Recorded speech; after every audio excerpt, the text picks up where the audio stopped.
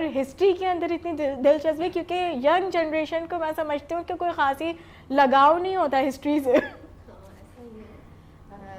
میرے جو مطلب اسٹڈی اسٹارٹ کی ہے وہ مہران یونیورسٹی سے کی ہے, جام شورو سے.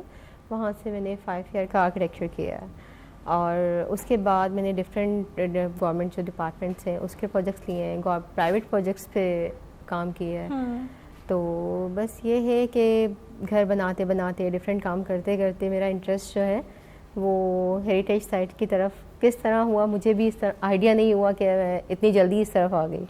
ورنہ اس فیلڈ میں پہلا انسیڈنس تو ہوا ہوگا نا کہ آپ کا مائنڈ گیا. ہاں, پہلا انسیڈنٹ یہ ہوا کہ ان لوگوں کی ایک کانفرنس ہوئی تھی ہیریٹیج ڈپارٹمنٹ کی, تو وہ میں نے اٹینڈ کی. وہاں جا کے پھر مجھے آئیڈیا ہوا کہ یہاں بہت کام ہے جس کی طرف کسی کی توجہ نہیں ہے.